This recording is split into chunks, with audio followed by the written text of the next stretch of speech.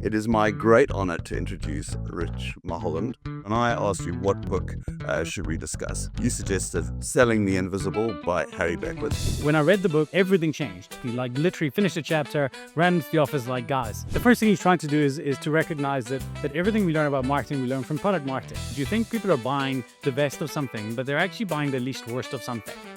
Transcending price as your differentiator is probably the smartest category that you could have. The worst thing you can do is to wait until you're sure.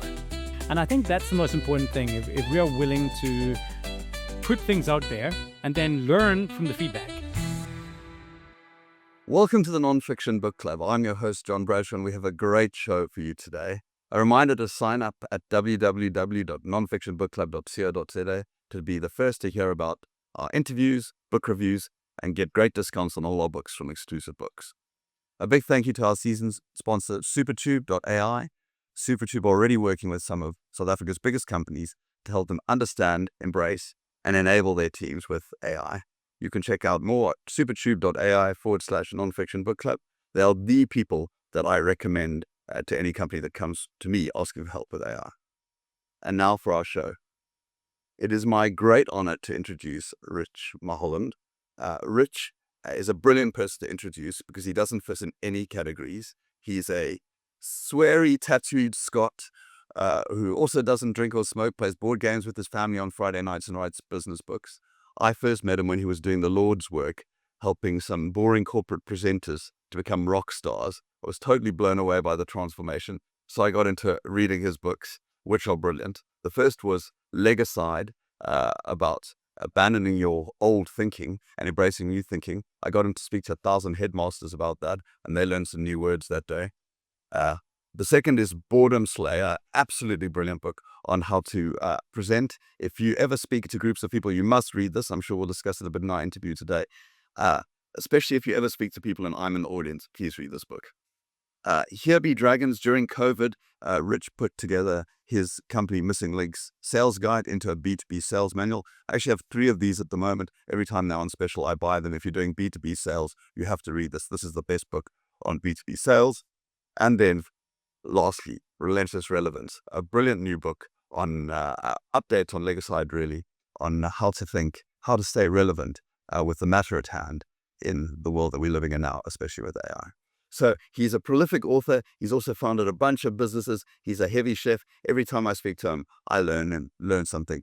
And so it's just wonderful to have him on the podcast. Rich, thank you so much for joining us. John, thank you very much for having me. After that welcome, I can absolutely not live up to the expectations, but thanks for having me. That's absolutely fantastic. Now, a big thank you, because when I asked you what book should we discuss, you suggested Selling the Invisible by Harry Beckwith. It's a book that I hadn't even heard of, but I absolutely loved. I especially loved business books that have been written. This one was written in 1997. So you had a whole lot of extra data to add to test the assumptions again. Let's kick off. Where were you in your journey when you came across Selling the Invisible? Completely distracted. I had started Missing Link.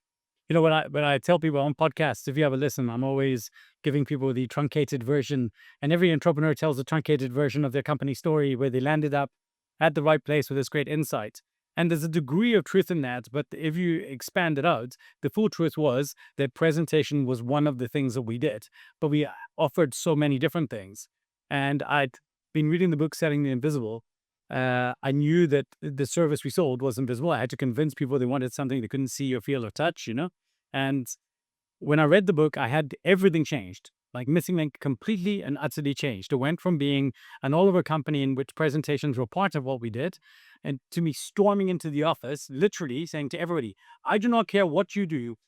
If anybody ever asks you what you do from this day forward, whichever job you're currently doing, your answer is you're a presentation strategist. That's it. Well, and I would argue that positioning was the most important lever in Missing Link's success, and was directly, literally finished a chapter, ran into the office like, guys, and everything changed. And for years, it didn't matter if they did video, interactive design, graphic design, sales, coaching, every single person in Missing Link's title was presentation strategist. That's brilliant. That's such a clear positioning. We're going to jump into it in a second, but I guess before we go into it, I'm pretty sure that nobody listening to this podcast would have read Selling the Invisible. So do you want to give us the rough outline on what Harry Beckwith is trying to do in the book? Yeah. So the first thing he's trying to do is to recognize that the world belongs to product marketers. That everything we learn about marketing, we learn from product marketing. But product marketing is easy because it has a voice of itself. Like I can see the quality of a Le Creuset mug, and I know it. It speaks to me. I know exactly what it is. But a service doesn't have that voice. The you have to assist with it. And he wanted to create, again, he calls it a field guide to modern marketing. And I think that's spot on. In fact, I also think, by the way, just like service companies have spent decades treating marketing for product, I think that product marketers should read this service marketing guide as well. I think it really, really does work. And why I think it's even better to read today than when it was written. I reread it for the third time, maybe a year ago, and I checked my revise on the way here, and I've got 56 highlights. That is the most highlights per book that I have in my entire collection of books I've read. And it's the third time I've read it, and it's still giving me that many aha moments. Yeah. I mean, it is huge, and there's so many, like you say, those things that stick. One of the ones that I absolutely loved, immediately resonated, is when you're selling a service, you're competing against indifference. Okay, you want to unpack that a little bit and how that feels when you're in your position selling services to corporates. Yeah, funny enough, I write about it a bit in Here Be Dragons. We call it Chapman's Law, named after Colin Chapman from Prospector. And it was the idea that your greatest competition is inaction. Most people don't make decisions. In fact, Missing Link's biggest problem has always been that we're competing against the status quo, not against other people who would sell presentation design, but we're speaking against, well, we can just do it ourselves. And anytime there is a worry, because one of the concepts he also talked about, I'm not sure if you remember the book, is he said that you think people are buying the best of something, but they're actually buying the least worst of something. So they want to say, what is going to get me into least trouble if I buy it? Yes. And sometimes they perceive any purchasing decision as a change that is a risk. And so if you're positioning the change you're asking them to make in their thinking, and if it comes across as a larger risk than just Yeah. staying the same, then you fail. So you have to really understand, if I'm marketing against, if my biggest competition is inaction, then that's a very different competitive statement that I would be making than if my biggest competitor is a ad use. That's brilliant. So if you're competing against, or people just sense doing it differently to how it was done last year, that's sticking my neck out. There's a risk. I'm going to use these guys to help me with the presentation. You then speak about really identifying or creating the dragon and Here Be Dragons. Can you talk a little bit about what that process is of discovering with the person you're selling to the bigger risk associated with not using you? Yeah, so I think that's the big thing. Like even he talks about selling the service, but actually the service is the weapon. The service you offer is the weapon, but the weapon is only important when the dragon appears. Now, some people in storytelling, they'll talk about the villain. I actually don't like the framing of the dragon as the villain, because sometimes the dragon isn't doing anything. Sometimes the dragon is indifferent. The sleeping dragon might just be asleep in front of the treasure, but you got to get past it somehow. And what we realized is that in a lot of storytelling, people talk about the hero's journey, and we talk about customer centricity, and they put the hero at the center of everything. But actually, most heroes don't move or do anything until the dragon appears. Yes. And so I kind of say, and I don't want to hijack this as a Here Be Dragons thing, but in Here Be Dragons, I say that you have two jobs. Job number two is you have to help the person slay the dragon, the service. Yeah. But job number one is you got to make sure they see it in the first place. And my favorite kind of metaphor for this, if I'm going to completely mix metaphors, is that people spend lots and lots of time selling the features and benefits of the ambulance, when in fact what they should just be doing is selling the accident. Yeah. If you can sell the accident, the ambulance will sell itself. And the most important thing of that is not to sell the accident for your entire category. So if I was trying to sell air conditioning units, I'm not selling it's too hot, thus it should be cold. I'm trying to sell something, a unique problem that only we can. Because only you could solve Yeah. it. You picking the dragon that only your sword could slay. Well, since I read Sell the Accident Before You Sell the Ambulance and Boredom Slayer, I've become quite insufferable at repeating that phrase, because it is so true that people tend to jump ahead, whether it's a presentation or sales, they tend to jump ahead to their solution without bothering to convince you that you should care. Right. Right. That feels to be such a key thing. Yeah, and for us, it's always, this is one thing I'm a crack record on, is our action framework. Step number one, you got to give them a reason to care. Step number two, a reason to believe. Then you got to tell them what they need to know, and then you got to tell them what they need to do. If you tell somebody what they need to know, before you've given them a reason to care, it's like walking up to some stranger and just randomly scratching their back. Like, it's like such a weird thing. It's like, what the fuck are you doing, bro? Like, I don't understand. Whereas if I can see somebody and they're trying their best to itch, even if it's perfect strangers, like, bro, I know how you're feeling. Do you want to be? And I'm like, yes, man. And you give them a scratch, they're like, thank you. So you've got to create the itch before you provide the scratch. It's so logical, but people don't do it. Yeah, and I haven't scratched people's back, but the image I always use is the guys at the lights in Joburg who clean your windscreen. Yeah. Before you've won it, you're like, whoa, like you first got to convince me that my Yeah. years ago, you can't clean my windscreen and then ask me for money. It's the wrong way around. I wasn't in the Market for it. Yeah. wasn't in the market for it. That's probably a better metaphor. That I should get away scratching other strangers' back. It was a scratch. Although I just need to stop this metaphor chatting thing because we've gone from dragons to accidents to back scratching to cleaning windows. But Yes, it'll teach people a lesson for trying to listen to us at 1.5. one of those should have landed for you. Yeah, yeah, pick the one. One of the bits I really liked from selling the invisible is this idea that what you really sell in a service is a promise. This is why a brand is so important, that you literally have nothing when you hand it over. I mean, which I guess is why trust is so important. How have you applied this idea in your businesses? Take, for example, 21 Tanks. Okay, we would go into companies and we solve an innovation-based problem for them. And it's very, very simple. So we sell them a promise at the beginning, and the promise is at the end of the interaction. So we charge like between 100 and 150,000 Rand for these interactions. They're 90 minutes on. And I would say to them, it's okay though, but there's zero risk for you. There's no need. The first question I ask them is, if we solve this problem for you, how much will it be worth? And then they'll give me a number. And I say, cool. So if we do get it right, then 150K, that feels like a no-brainer. Cool. At the end of the 90 minutes, and you tell us how far towards the solving problem we are, and whatever percentage you tell us, that's how much we bill you. And if that means that it's less than the 50, we've got less than 50% of the way there, and therefore we have to give you back money in the deposit you paid us, no problem and no questions asked. And so that, by building that promise, and I mean, that's a very literal promise. It removes any barrier. But again, the kind of promise the missing link will make is that we promise you that when you stand onto a stage, you will be presenting yourself as the best version of yourself. And we believe that we can absolutely make you look better than everybody else is on stage with very, very little work and effort. And so if we're making those promises to people, we've got to keep them. But that is something compelling to most humans. Standing on a stage and looking better than the other speakers feels like worthwhile. Yeah, I mean, there's a kind of terrifyingness as part of that process. It almost feels like improv, that when you're coming up with idea. I guess it's slightly easier to imagine that, pretty much for any corporate presenter, you give them good slides, you give them some good coaching, you give them a structure, he's going to be better. But when you're solving ideas in reverse order. yes, sorry. Yeah, no, I agree. In reverse order, but with the 21 Tanks business, you really are backing the fact that the process always develops out. So I think it's extraordinary. I mean, one of the things you immediately mentioned is pricing. And one of the things I've appreciated about you is how you think about pricing, how you always talk about pricing.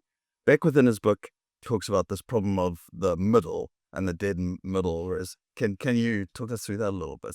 Yeah, so Beckwith's theory is that in the middle is the messiest place you could be. And in the middle of the pricing, if you're the cheapest person, if we are selling, there's a guy, so I've actually seen there's a competitive brand to this, and they're selling basically, cheap, fake Le Creuset mugs. And their market is for the people who want this kind of aesthetic, but they don't want to pay the top dollar, they'll do this. So cheap. Because they're not for Instagram or something. Yeah, good enough for Instagram. It's a position, you can buy it, you're saying all the right things, and you get in brand association. On the top end of the scale, you've now got this mug, which is expensive and got a cool brand association with it, and you're paying for it. In the middle, you've got every other mug that exists. And there, it's like there's nothing to it. It's just such an uninteresting differentiation to have.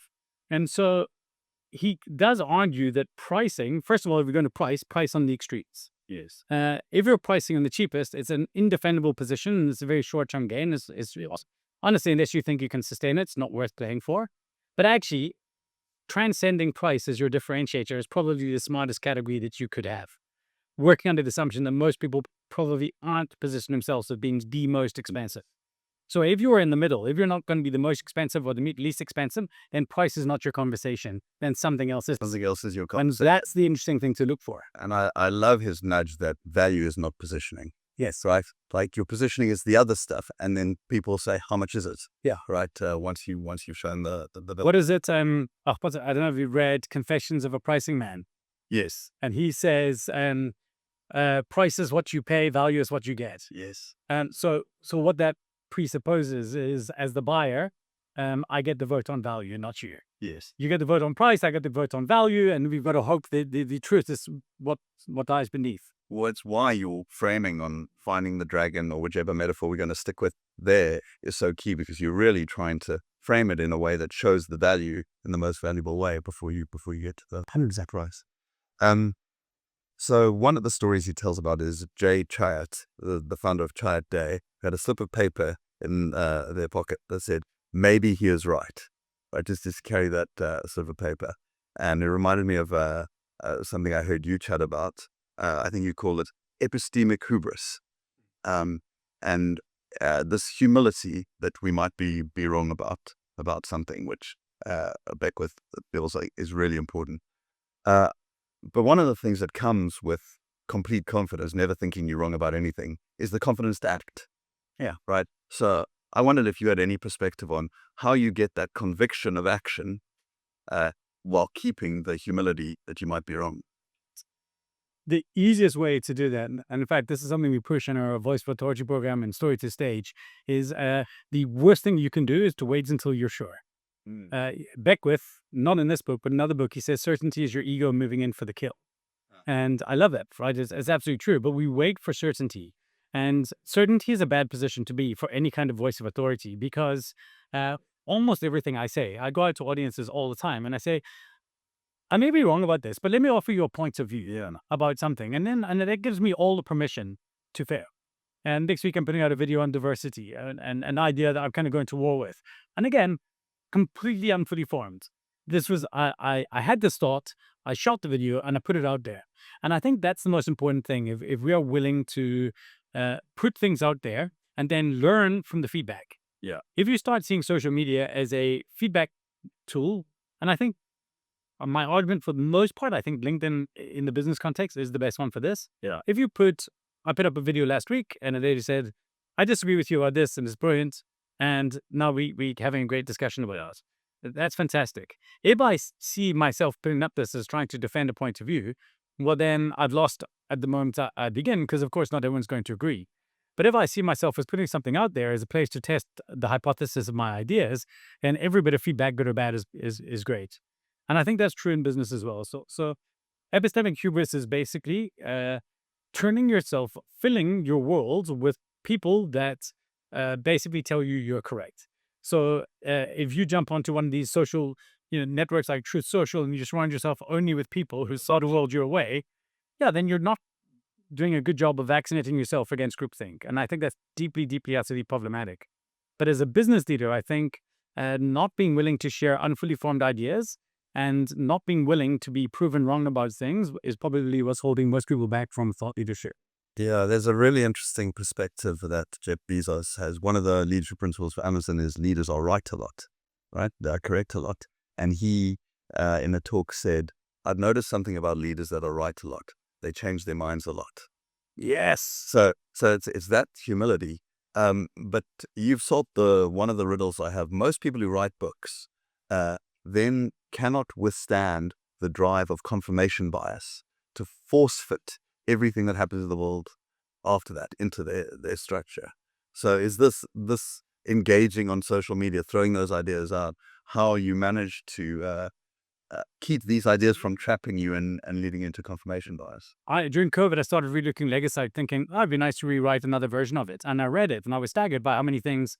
It might be like the corporate, just like Selling the Invisible. What's wonderful about old books is the only thing that can stay are principles. Yeah. And in Legicide, I think the broad-based principles about most of the ideas, like I stood by, but the delivery, the case studies, the things, and in some things I just thought, no, I don't believe that anymore. And in fact, the original premise of the book, when I sold it to New Holland Publishers first, they actually pitched me and said, we'd like you to write 3 books for us. And I pitched the idea, and the original name of this book was called Sell by Date, and then the date. And the date was 3 years in the future. And it basically said, and the contract I had with them said that they would never be allowed 2 years in the future. They'd never be allowed to sell the book after 2 years. because every idea I presented in the book was no longer valid 2 years later. Yes. So That. invalidation was built into my thinking in the book. So when I wrote Relentless Relevance, it was originally Legicide 2.0, but then I also realized even the idea of Legicide, I felt like needed changed and reframing and things like that. And so through the process of that, it became Relentless Relevance, which has echoes of Legicide, but it ended up becoming its own thing. Yes, and I mean, Relentless Relevance is such an interesting book for the moment we're in. So I'd love to chat about it a little bit. I'm so chomping at the bit to get and keep talking about your books. But is there anything more about selling the invisible as you think back to those 58 notes that you had that you find yourself repeating with your team, or really has become a core principle to the way you think? Yeah, the greatest marketing edge is simplicity. The greatest marketing tool you had in your arsenal for anything is simplicity. And if you look at your positioning and you look at your marketing and the word simplicity does not echo from that page, then you're failing to use the greatest tool. And let me tell you where this is powerful. So, first of all, the second time I read this book was the most depressing thing in my life. Because the first time I read this book, it just blew my mind. The second time I read this book, I was like, oh shit, I had no original ideas. Everything I thought was my original idea, I had learned from this book. Like, I didn't realize how prescriptive it was and how it was shaping how much it shaped me as a book. When I read it the second time, maybe in 2010 or something, I was like, whoa. And then when I read the third version, or the third time, again, it just blew me away in that regard. But that simplicity thing, it was as if he reached out of the book and said, if, simplicity is the greatest weapon, you're not using it, Richard, you idiot, punch you in the face or the throat. That's how I felt. Like I wanted to mail him, we become friendly over the years. I wanted to mail him and say like, Harry, geez. And I'll tell you what's happened is what they have in software, they call feature creep. Yes. And service creep is a very real thing because I hate the term cross-selling. I think it's bad if people don't like being sold to, but I love the concept of cross-servicing. Yeah, cross-servicing is, well, we can do this for you, but we can add more value and serve you in a better way. And at the beginning, our positioning of presentation strategists made a lot of sense, but it's actually murdered us because we've applied ourselves too broadly in this case. It was good for them, but it's no longer good now. And when I read this, I realized we have to go back to the simplest story. We now believe we actually took every proposal we have, we popped it into Claude, every proposal we've ever written, and we said, what is the main thing? What is that? This is that people actually hire us for. Yeah. Because at the beginning of every proposal, missing link, right? So it says the requirements for the job are as follows: line, and it says the overall objective is this. So we just analyzed that. It didn't even matter if they'd hired us or not. It's just what did people come to us for? And the number one thing was some degree of change management. And I thought, shit. It's taken us 29 years to realize that we thought we were in the business of presentation strategy, but they thought we were in the business of helping them move people. And so if we were to and it's not fully dialed in yet, but if we were to fully position ourselves going forward, the simplicity sword that we would do would be change communication, for example. Yeah. And the reason I tell you this is I think that the people who need to read this, there are two groups of people that need to read this. People who are new into the service marketing space and people who are very old in it. Because, and I would argue that the people who are very long in the tooth, they've had very successful services that they've grown for years and built a reputation up. They're the ones that will have service creep. And that service creep is absolutely muddying the waters for you. And that was on the third reading, that was what I took away. The greatest marketing weapon we have is simplicity. Act accordingly.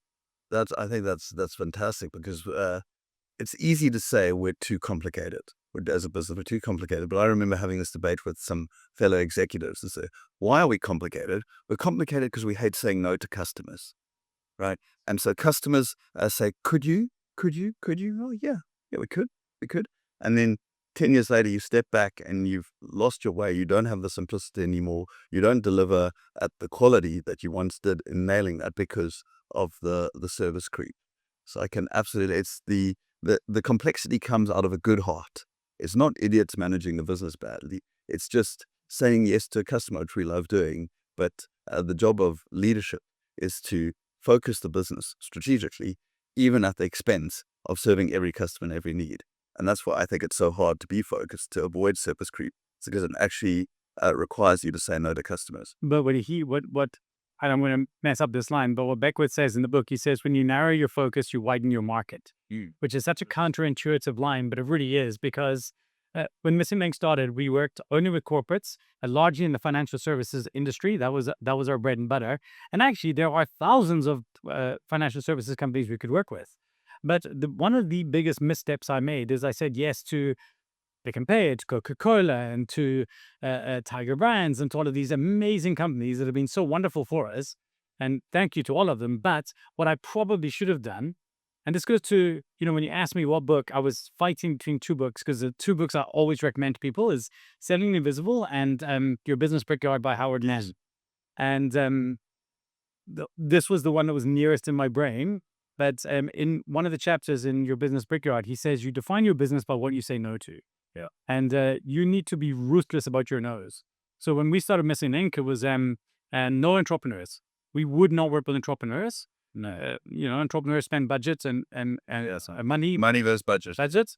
But also, this is going to sound absurd and it'll age us, but we would not do a project less than 5,000 rand. Which now, let's say by today's terms, that might be 50,000 rand. There's no point in inviting a proposal for something. You're the same size hammer, whatever the size now. Yeah, and it should be actually 500,000 rand or $50,000 or whatever the case may be. But we've got to redefine the no's of our business in order to get the hell yes that we want to get to the sharp end of that simplicity. I mean, it's so this narrow your focus to broaden your market is something I intuitively felt with people selling to me at Pick and Pay. When people came and they said, well, we could do all these services, I'd be like, yeah, but if you can do all of those and I haven't heard of you, then you know one. But when they came as hyper specific, as I said, we only solve this problem and only on Tuesdays, I'd be like, well, do you think you could do it for me on a Thursday? Yeah. Right? I would naturally broaden them. I would pull them across because they had that legitimacy that comes from owning a small space. And he did a great job, if you remember in the book, of kind of saying that. He said, everyone is worried that they'll close down their market when they say no to lots of people, but people find you. Yeah, and marketing only to financial services doesn't mean you have to only serve financial services. I can market only to financial services. And then if somebody from FMCG comes to us and says, listen, specifically what we're trying to do now, and this, say, change communication, things like this, we really believe you can help us. And they're going to figure it. They're going to find you. And look, I know you are a hockey fan. I don't know if this metaphor travels, but I'm a cricket fan. And what cricket commentators love is very esoteric facts. Like, this is the best bowling performance from the Weinberg end against a left-handed West Indian in a 5-day test in the summer, right? And they get really narrow like that. And I always felt like when you pitch like that, you leave the other person the job to pull you across. And I think this idea that it's the job of the buyer to tell you where the problem is, to tell you where the dragon is, which is why I absolutely loved in Here Be Dragons, which you've shared with the world, so I'm not giving away state secrets, your dragon finding question. Yeah. Do you mind sharing the thought? It's your dragon finding question. I think it's very, very simple. It's the first question. I always go through like a little bit of, hey, everybody, what are we hoping to achieve today? Blah, blah, blah, blah, blah. This is the way we're going to run the meeting. I end with usually the line says, and then we're going to decide if we're going to do business together. How does that sound? And they say, oh, that sounds great. And they always say that, right? Nobody's ever turned around and said, we're not going to do business together. And then I turn and say, okay, but before we get started, just because I want to understand, because nobody wants to jump on a Zoom call with some idiot in Isle of Man anymore. Why was this the right time for us to have this discussion? And it's there's like often a moment of awkward silence because they realize, well, shit, they've got to admit to why it is. So I say, and there's two parts to the question that I think are really good. Why was this the right time to have this conversation? And the one solves for the problem, but the other solves for the urgency. And so both of those questions, and sometimes I'll say, oh, well, we just got that email from your team and we thought it was interesting. And then I just had to say, oh, which part was interesting? Yeah. Which part was interesting enough for you to want to chat today? Yeah. And they can't remember the mail. I'll say, we'll go through it. It was about this. And then they'll say, okay, yeah, it was really this. I said, oh, why does that matter to you?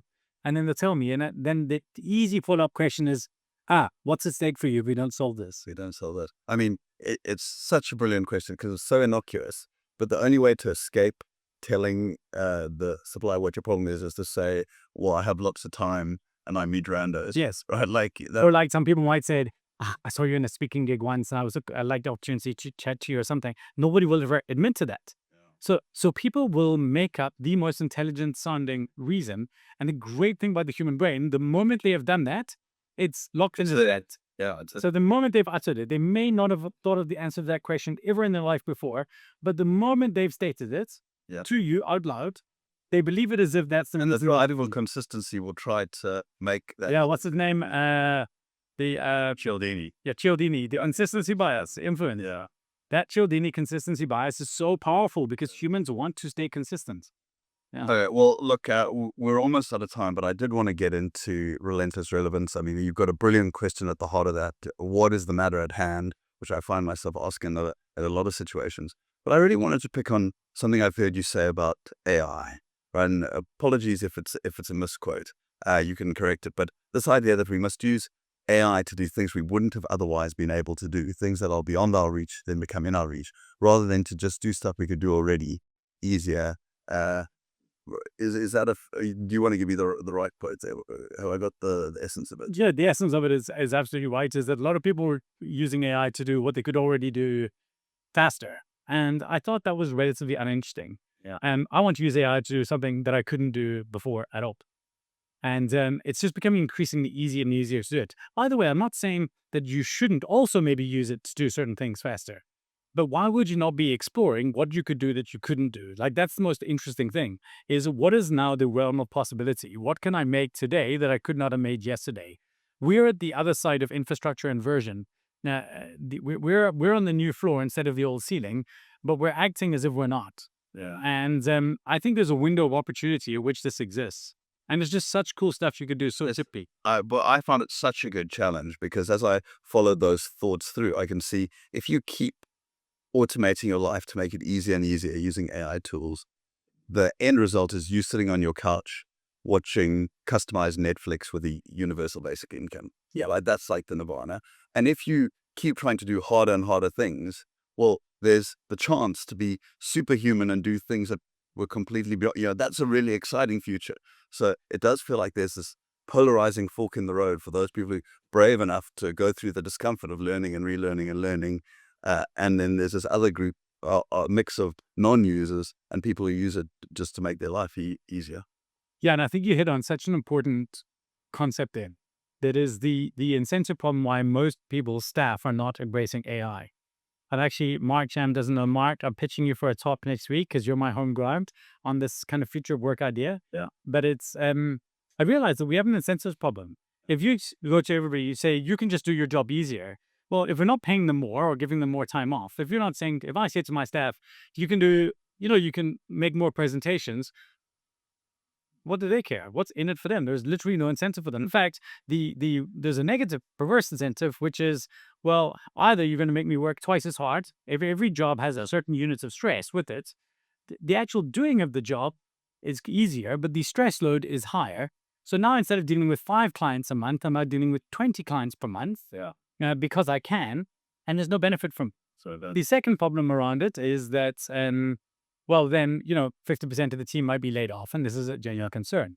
But a missing link, that's why we said to the guys, because they weren't embracing fast enough. So we said, I do believe that the greatest risk that you can have in the world going forward is a single source of income. I think in the future, people will not have single sources of income, a job 5 days a week. So we kind of took Ford's mindsets that the world has got easier, therefore we can work less, because he obviously changes from 6 to 5 days. And we said, okay. And his incentive was, I need people to have a day off so they can drive a car. And so that was very interesting. Ours was, I need my staff to fill their gas tanks, their give a shit tanks around this AI tool, and they're not going to do it for me. So we said, take 5 days off every week. We'll pay you exactly the same and start your own companies. And so they started, use AI. But of course, all we get is now they go work for Missing Link, which they're kind of sunk cost invested in. Yeah. But now they go work for themselves so they can, if you only work in a business 1 day a week, you have to use AI. Yeah.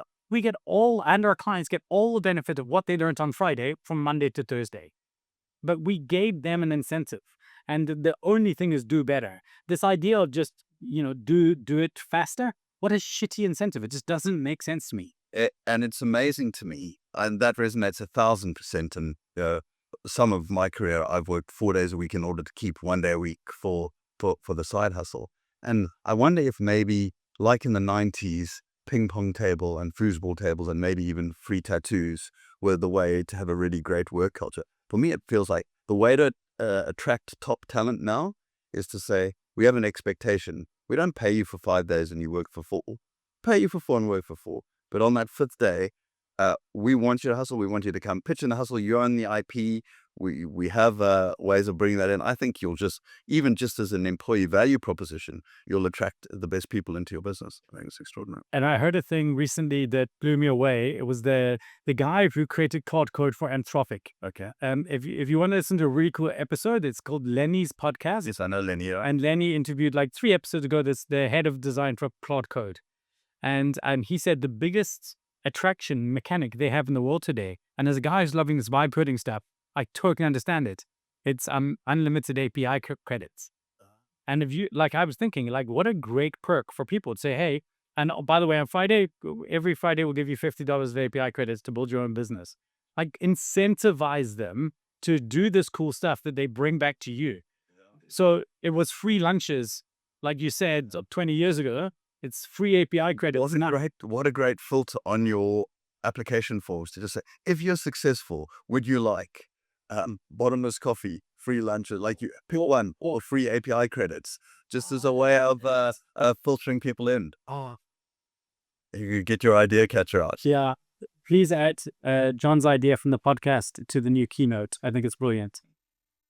Wonderful. Well, now that you've affirmed me, we have run for our time. Rich, I feel like we could speak for hours. Thank you for getting your thoughts down in the books. Thank you for bringing Harry Beckwith into my life. Really, really found it brilliant and just so fun to talk with you. So thank you.